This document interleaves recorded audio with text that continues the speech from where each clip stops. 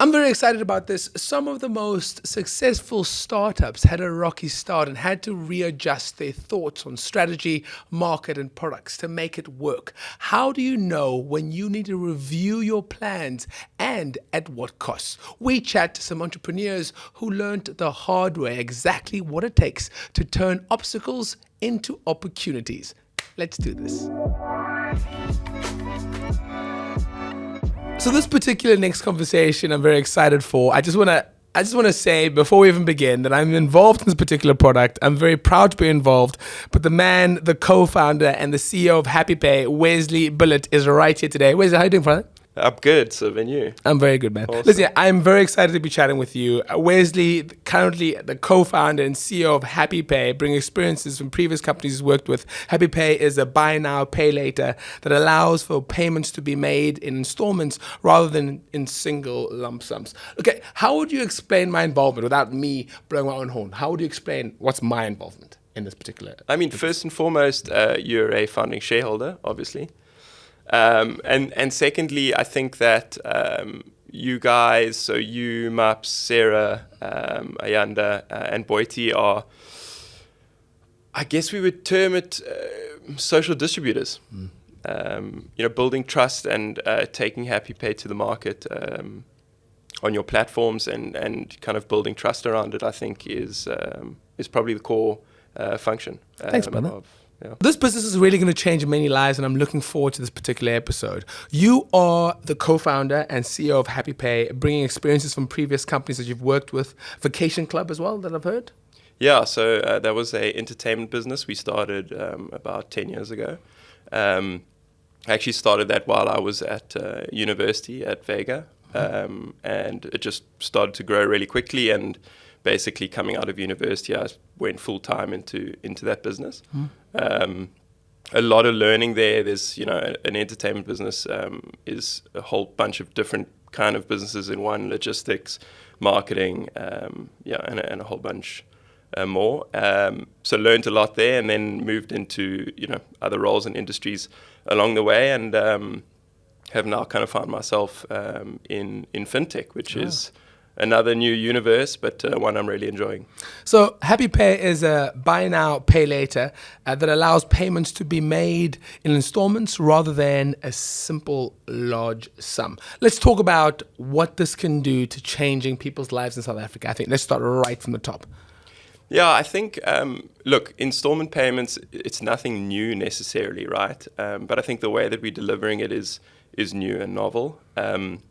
We allow the everyday South African to access zero interest credit by using the data that they have available to share with us in the form of bank statements, so 90 days with the bank transactions. And there's enough data in that for us to make a lending decision in real time and extend zero interest credit so that individuals can make the purchases that they want to make or need to make at any point in the month, and have what shouldn't be the luxury, but the luxury of splitting that over the next two paychecks. How did you decide to start this particular company? What was it about it? So at the time of founding, we were seeing this, burgeoning kind of demand for installment payments globally. The industry had also started up in South Africa, and we were seeing this monumental shift, which, is something that doesn't happen, many times in a generation, but where you're seeing Gen Z and millennials switching over from the use of credit cards over to the likes of installment payments and buy now, pay later, and actually choosing that, over traditional credit, for a multitude of reasons, mainly because, there's this, misalignment with banking, traditional banking, and the younger generations are worried about getting into long-term debt and all of the fees and interest that is associated with those types of facilities. And so we saw this huge kind of like growing vertical in buy now, pay later, but also an opportunity to kind of revolutionize the way that it's delivered. And by that, I mean what I was speaking about earlier, which is using kind of the data set available to us to lend responsibly. So to make sure that individuals are able to kind of access what they can afford at any given point in time, rather than, the BNPL global approach, which has been helicopter drop money to kind of whoever wants it, and then they must figure out how to pay it back, right? In the local context of South Africa, there's danger in that. We're a credit drunk nation, if you will. Explain that. I like that. Yeah. Credit drunk nation. I grew up with a mother who was very good at doing these kind of things. So I wish I had told her, Mom, you are credit drunk, but I would have got a backhand. Explain credit drunk, because I think that is a great term. I think there's a huge amount of credit penetration in South Africa, so there's a lot available to consumers. And I think consumers aren't necessarily fully made aware or educated on the facilities that they're taking out at the point that they take them out. And over time, these facilities are becoming more and more available in a digital presence. So like, being able to apply online and get a loan, a personal loan within, a short space of time because you need it now, but not necessarily because it's the right thing for you now, right? Like having a fight with someone and then going to apply for a gun. Totally. You shouldn't have a gun now. No. You should have a time for you to calm down and then get a gun in a couple of months, or else you're going to shoot someone. Yeah, you should probably go and see a therapist or a counselor before purchasing that gun. There it is. It's a great example, I think. Yeah. So yeah, that's kind of what we see in the market and what we're trying to combat with our product design. Okay, let's simplify this for the person. A mother who's in a single household, has a job, has 4 kids. How is this going to help her? So depending on what she wants to purchase. So for example, we've just done a partnership with Teneo, which is South Africa's kind of like biggest online school. And for example, there, in certain circumstances, there are auxiliary costs associated with schooling, right? Like whether that be extramural activities or, stationery or, the multitude of costs that come with that type of, situation. And so now that mother could, if she had a lump sum that she had to pay at a certain time of the month, let's say it was in January, she could split that over the next 2 months, making that an easier purchase, making January a little bit of an easier month, which we know is, we're in January now, so we know that it's a tough one. And that would not be done at the expense of her, ability to repay that loan and her ability to build a credit score, etc., because she would only be lent the amount that she has the liquidity to service over the next 2 months. Okay, let's talk about the challenges of fintech in 2024.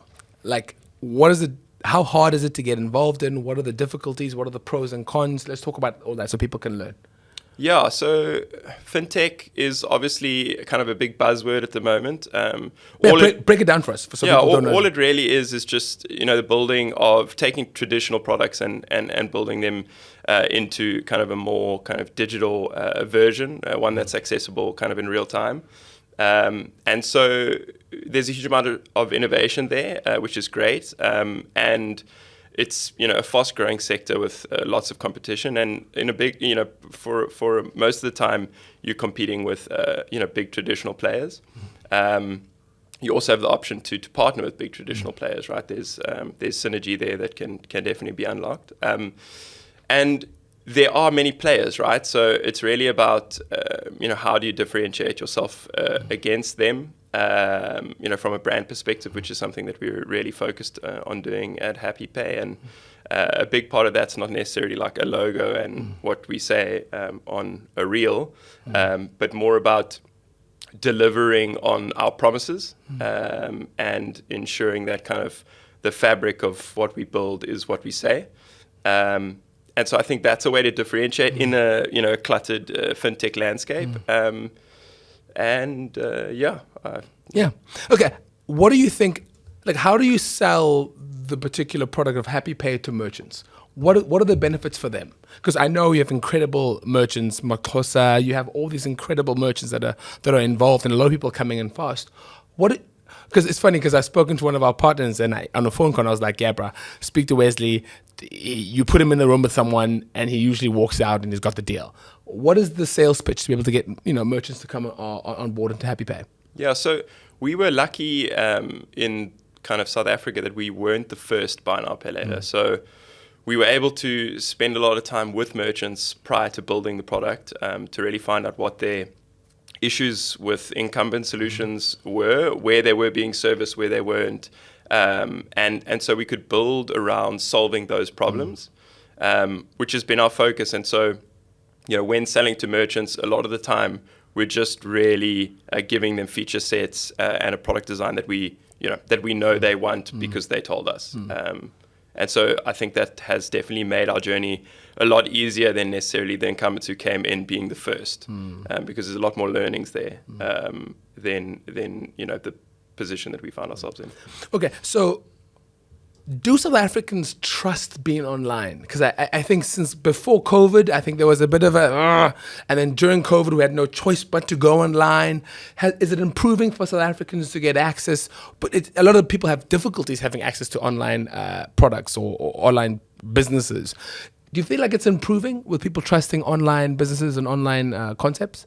I think it's probably a double-edged answer. The first thing is e-commerce is definitely booming in South Africa, and you can see that by kind of like Amazon now entering the market, the prolific growth of online retailers, like Takealot, etc. Yeah. So younger generations and older generations are definitely, coming into the e-commerce market. So that's the first thing. I think there is a growing trust of e-commerce retail. People know they're going to get their goods. They know that they can send them back if they don't like them, etc. Is that middle class and upper, or is the lower LSM as well starting to it's trust growing in the lower LSM, but that comes down to logistics. So you've got players like Pargo, etc., which are helping make shipping accessible. So not necessarily it being your product being shipped to your house, but it being shipped to a pickup point that's near. And I think that's the logistics piece is a big part of bringing the trust element in and bringing kind of the broader South Africa into the market. So that's the one side. That's obviously just the e-commerce piece, and then online in terms of like financial services and payments. It's an interesting space. South Africans are a little bit reluctant to trust online kind of financial services. And we see that in one very interesting customer behavior, which is we will do, for example, an affordability on account, and a customer will then link a bank card that's linked to a separate account for the repayment. Okay. And what that means is, to us, and what we've asked customers, is that in the past, there's been South African kind of financial services players that have charged them fees that they didn't know about, or interest portions that they didn't know about, etc. And so they prefer to rather manually make the payments instead of waiting for the payment to come off of that card. And I think that shows an obvious kind of distrust, which is something quite interesting, that going into this beforehand, you probably, we didn't know necessarily, right? But something that, speaks to that distrust element. All right. Now, we're trying to have people learn not just about your company, but just about creating, being, you're one of the co-founders, and just being able to learn from you. If you could have spoken to yourself before you started this company, what lessons would you tell younger version of you to be able to be an entrepreneur? What kind of lessons would you say you would have taught the younger version of yourself? So I think the one thing that I would suggest is that if you have an idea, just go for it. The reason being, obviously, you're going to figure it out along the way, and as you iterate, whatever that thing is that you want to do, becomes better and kind of reveals itself. And so I would just say, spend less time planning and more time actually doing and executing, because that's where the value, is unlocked, in my opinion. What's the biggest mistake that you've made in Happy Pay? The biggest mistake in Don't Happy say Pay? getting involved with Sylvan Gacy. That's not gonna, that could get awkward. No, that was the best. That was the best part. The biggest mistake. That is a difficult one. It could be a lesson, because mistakes are lessons. Totally. I think that the biggest mistake we ever actually made in Happy Pay, and this is putting all the cards on the table, was in the beginning building out our MVP. We made use of some outsourced development expertise. And I would just say that as a tech company, one should actually never do that. That is the core kind of IP in your business, and that has to be internal, because that's kind of where the a fintech or any other tech business kind of goes to live or die. So that would be my suggestion. Being an entrepreneur, if you can give any advice to entrepreneurs out there who are trying to start off, trying to get into fintech, what would you tell them? Like what kind of things, if you could share knowledge to be able to get the industry bigger and more successful, what did you tell new entrepreneurs? I would say look for kind of big problems that need solving. And sometimes those problems start in small niches. A lot of really big global companies have started off servicing a niche in a kind of a really prolific way and grown from there.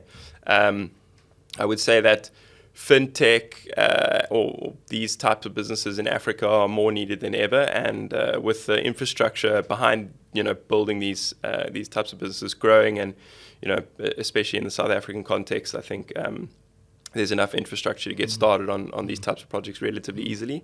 I would just say, try build products that make a difference to people's lives. So you have an incredible product that's very fun and out there that is needed. There's a product that is very, very perfect for South Africa's people. There are the competitors. How do you deal with your competitors? You can say the cliche of going, oh no, my competitors, ourselves, but how do you deal with competitors popping up? We see competition as something positive. We kind of like the friendly sport of competition. We think that it pushes kind of us to work to being as unique as we can, whether that be in our communication or the product. And so we welcome competition and enjoy kind of the friendly kind of sparring around it. I love that. Okay, so your marketing, I've seen a lot of it. I've seen all of it. It's fun. It's in your face. There's recognizable faces. It's quirky. There's great sounds. Was that a conscious decision to be able to have it friendly, inviting, in your face, and having some very familiar faces involved in the company? How did that come about? Yeah, totally. So I think from day one, that's been a big focus of ours, is differentiating on brand. Because at the end of the day, if everyone has a very kind of similar technical kind of USP, then one of the ways to differentiate is obviously through a brand that people can kind of attach to and grow to kind of love. So that was definitely an intentional choice. And I kind of come from a branding and marketing background, so for me it's something that's always kind of on on the front of my thinking. It's been super fun working with you guys. An epic bunch of people, and really kind of building a go-to-market that's centered around building trust with the consumer online. Which goes back to the thing that we were chatting about earlier, right? Which is the distrust of financial services. And I think that building a brand and having it, distributed by shareholders that people know and trust definitely speaks to kind of those, that end. If you could have your ambitions for the brand with Happy Pay, how would you want it to grow? What is your vision? Because I think it's the kind of business, it's not just about making money. I feel like you can't be a person that just wants to make money in this particular type of business, because I think what that I've learned from you is that you care for people and you can see what it can do to change lives. What is your ambition for Happy Pay? So the basic ambition is giving everyone access to financial services that can serve as building blocks for their lives, right? One of the main ways that we're trying to kind of achieve that with Happy Pay is lending on the back of affordability, right? So not necessarily just a credit score, because the credit score, tells you about past propensity to pay, but it's quite hard to start from the bottom and build that score up. But there's enough data in the world to lend with enough knowledge that it's de-risked to us as the lender, to individuals, based on that affordability, and then allow those individuals to make those repayments and build their credit score through that. So it's really about like building a ladder that can bring anyone into kind of the financial kind of ecosystem. And we know that the higher up that ladder you go, the more discounted the risk is in the products. So it becomes more affordable the higher up that ladder you go. And so that's what it's really about from a basic sense. And I think going forward, we'd like to build more financial services products that do what we do in the installment space, but in other verticals. So you're in a country, South Africa, tip of Africa, very different to a country like Japan, China, America. If you started this company in America, how would you do things differently? Bigger economy, more money, more people online. How has that made you pivot, being in South Africa? Yeah, so we intentionally started online first because of the risk profile of consumer that we would encounter there. And you use that period where you're not necessarily servicing the whole market to really refine your risk model. Because at the end of the day, that's kind of the core IP of what we're doing. And so I think in the US, that might be slightly different because it's a larger audience with, deeper pockets and the risk profile is lower. It's lower risk than lending in Africa. So I think that we've focused a lot more on our risk element here than we would have if we were in North America. There's value in that because we're generating IP that really holds weight in our market. But I guess that would be the fundamental difference. Let's talk about investment. If someone wants to start a business, they have an idea. You said earlier, if you have an idea, just do it, but you're struggling with investment. What advice can you give people trying to start a business, how to get investment, how to get involved, people ready to be able to back them and with their great idea? Because sometimes great ideas aren't enough. Totally. That's very true. Access to capital is Yes. is kind of everything, right? And learning how to kind of get that right, as well as be resilient enough to hear 90% of the conversations as no's. So look, the first thing is get started, which I was saying earlier. If you've got an idea, get started, flesh it out, find co-conspirators that are willing to sweat it out with you on the battlefield, and then refine your pitch and what you are taking to market. Test that, get some initial feedback from the market. Make sure that you're not just building in a silo where in your world this product really is important and is solving big problems. But if you haven't actually spoken to the end consumer about that, you might be telling yourself a story. And so that would be the first thing. Get started, get an MVP out. There's lots of easy mechanisms to do that these days in drag and drop builders, etc.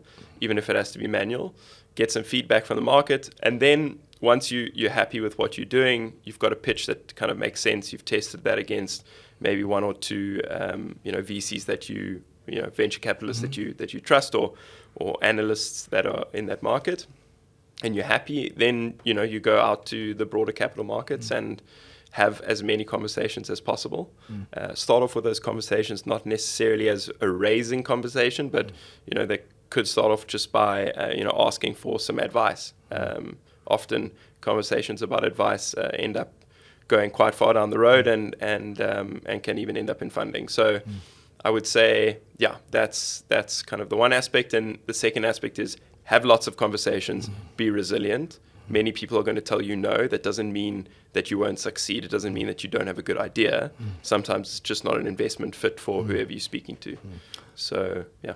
So, brother, it's been a pleasure to chat to you. I've learned a lot about this particular product, and I feel like every time I speak to you, I learn more and more. And every time I speak to people on the side of the road who know that I'm involved in the Happy Pay, they're very excited and they want to know more about it. So I look forward to seeing what we can do. And I love to be able to get involved in projects that can actually change the world, inverted commas, and still people get employed. So thank you so much. And I look forward to working with you and doing more magical things. Thanks for having me, Siv. It was a great conversation. Great job, man. Cheers.